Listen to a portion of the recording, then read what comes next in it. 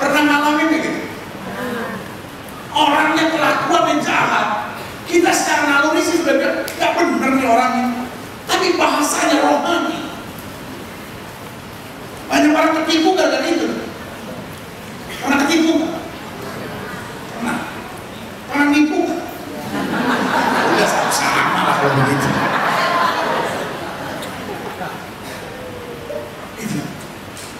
Kita nih kalau baca begini nih, waduh, kayaknya bisa ketipu juga nih. Perbuatannya jahat, niatnya jahat, likunya jahat, tapi bahasanya rohani. Marilah kita bertindak dengan bijaksana terhadap mereka.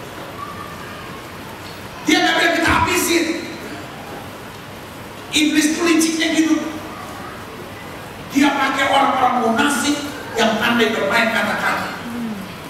Wah, ini yang bisa datangin perpecahan, ini yang bisa datangin kehancuran, ini yang bisa bikin orang tertipu, ya kan?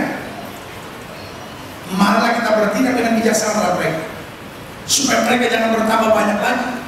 Dan jika terjadi peperangan, jangan bersekutu nanti dengan musuh kita dan memerangi kita lalu pergi dari negeri kita. Sebab itu, waduh, rekayasanya lebih mantap. Pengawas rohani ditempatkan mereka untuk apa? Menindas mereka dengan kerja keras. Mereka harus mendirikan bagi Firaun kota-kota perbekalan yang apa? Hitler dan Ramses.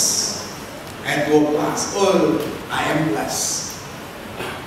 Saya sangat diberkati.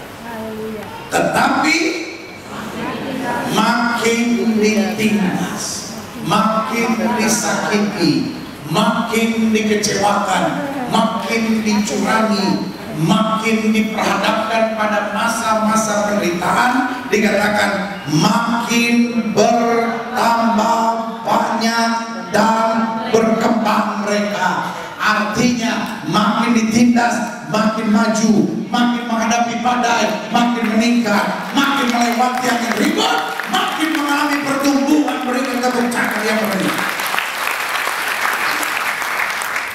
Sehingga orang merasa takut pada orang Ismail itu.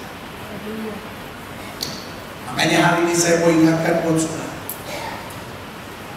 progression is not a choice, it's a must. Saya tidak mau tahu dari gereja manapun saudara berasal, tapi izinkan saya sebagai hamba Allah, sebagai kepala jemaat dari gereja Bethel Indonesia Jemaat Global Sukses dari tempat ini, mengingatkan buat setiap saudara harus maju. Sama-sama bilang sama saya harus maju. Kalau saudara tanya sama saya why, saya jawab singkat. Yang pertama, karena kekristenan tanpa kemajuan adalah kekristenan yang menjenuhkan. Kekristenan tanpa kemajuan adalah kekristenan yang menjenuhkan, menjemukan.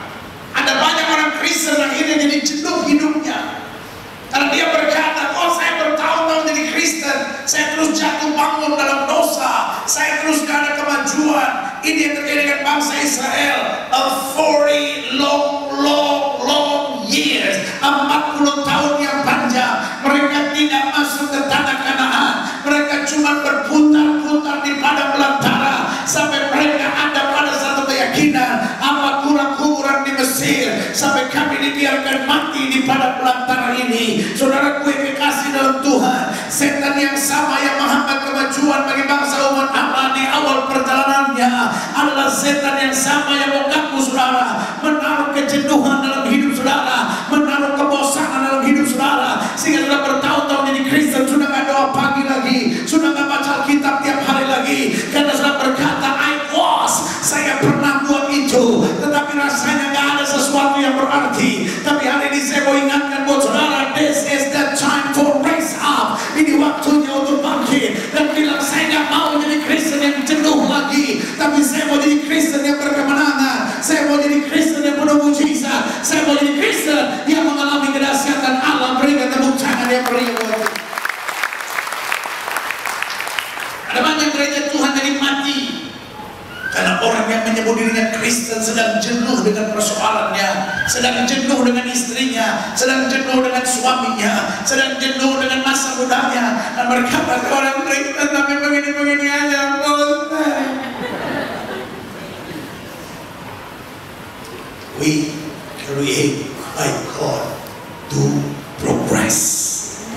Kita diciptakan Tuhan untuk maju.